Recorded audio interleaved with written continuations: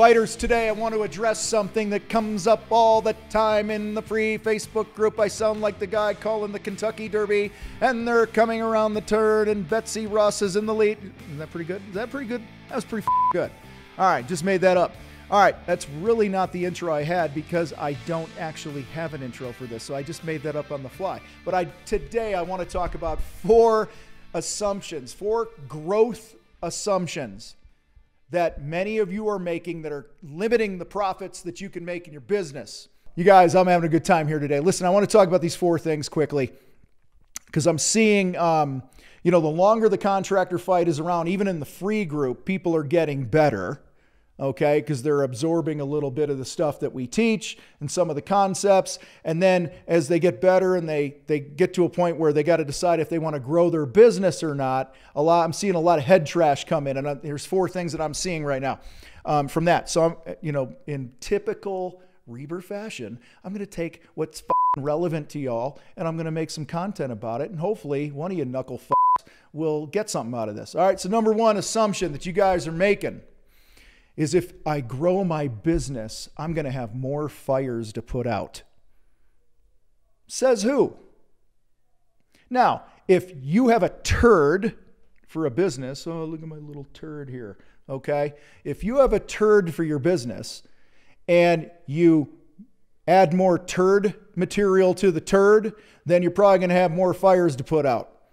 I was trying to figure out how to connect turd and fire, and there was just nothing good, so I just rolled with it, all right?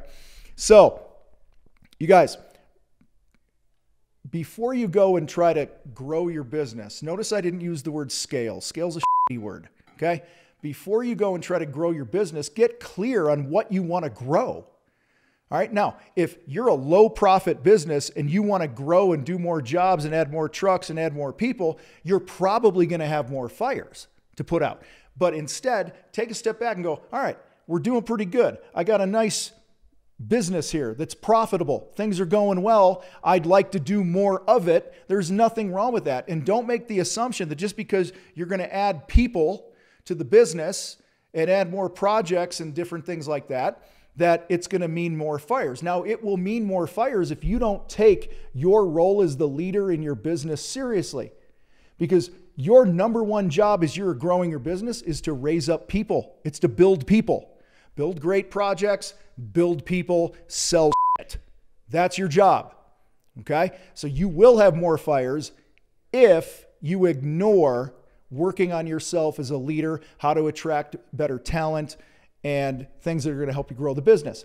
Now, if you're a low profit business, you're going to have a hard time recruiting talent that when you hire them, number one, you're going to have a hard time paying for them. And number two, all right, if you're not profitable, you're not going to be able to buy yourself enough time with those new people in key positions in the business to help you actually elevate what you're doing. Hopefully this makes sense. Second thing you're doing, the assumption that you're making is that growth will mean smaller profit margins. All the frickin' time. All the time. People are like, I normally sell my work at a 50% gross profit, but this is a $100,000 job. And, on big jobs, you can't get a 50% gross profit. Time out. Bullshit. All right. We've had people in the contractor fight battleground program sell $1 million projects all subbed out for 50% gross profit, which means their subs were charging them 500 grand and they charged $1 million.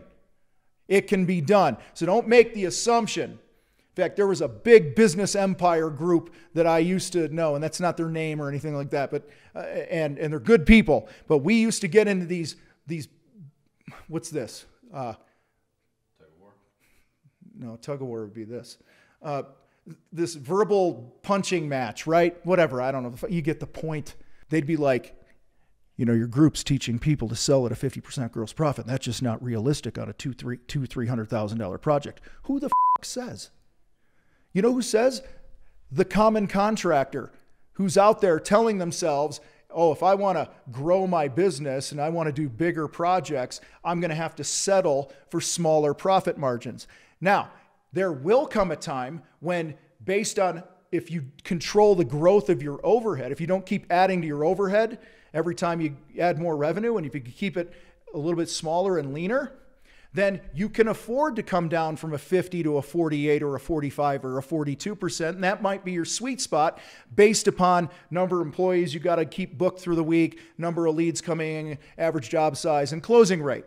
Then it might make sense and it's intentional. But don't sabotage your sorry ass right out of the gate by going, oh, if I'm going to grow, I got to lower my profits. That's bullshit. Stop robbing yourself. Number 3, Tom, if I grow my business, if I double it, if I take on all these more customers and stuff, there's just going to be way more negative customer feedback. I'm already getting complaints from people, and I can't imagine wanting to grow that. So more jobs and growth equals more unhappy customers. Well, if that's how you're approaching this, then you have a process problem, my furry friend, my furry fighter. My furry fighting friend. I swear I don't do drugs. Anyway, did I ever tell you that? The only drug I've ever done is weed. Like way, well, maybe now and then. But anyway, never did anything else. My uncle, here's a lesson for y'all. My uncle told me when I was 15, please don't ever try cocaine. I said, why? He said, because you'll love it. Okay. So I never did. So anyway, guys, if you're worried that growth is going to create more negative customer feedback in your business, I want to encourage you to take a step back and evaluate the experience that you provide for your customers.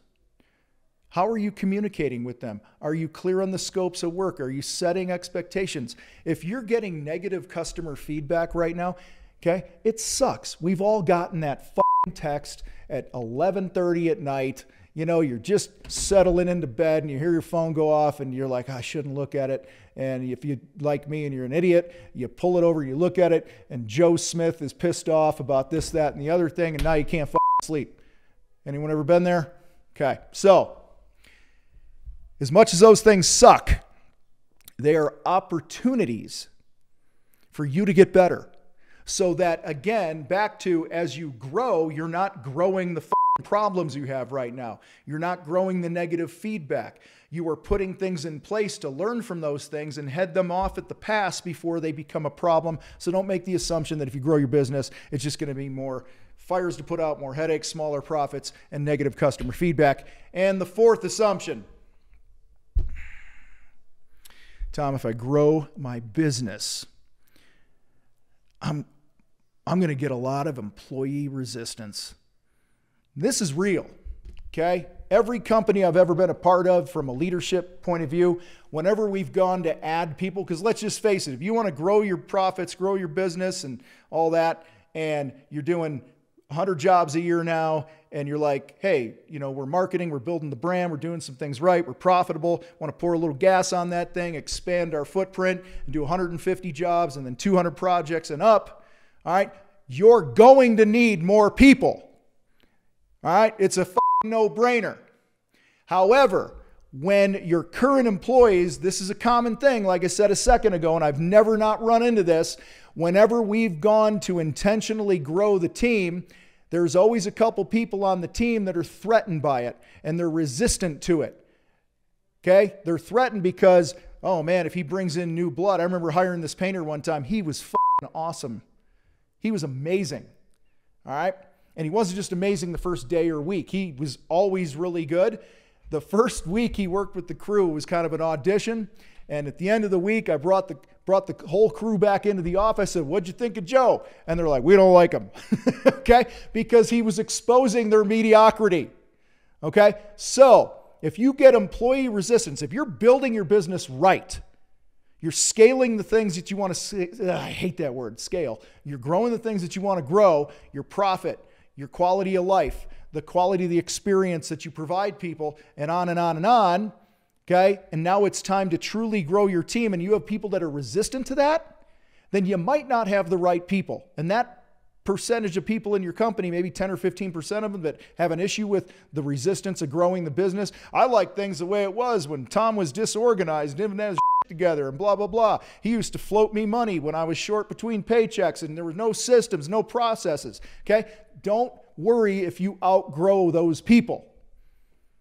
All right?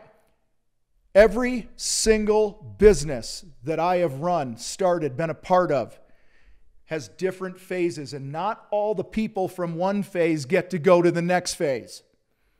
Hopefully this makes sense to you. So my friends, growth is a good thing. It's the old saying, if you ain't growing, you're dying.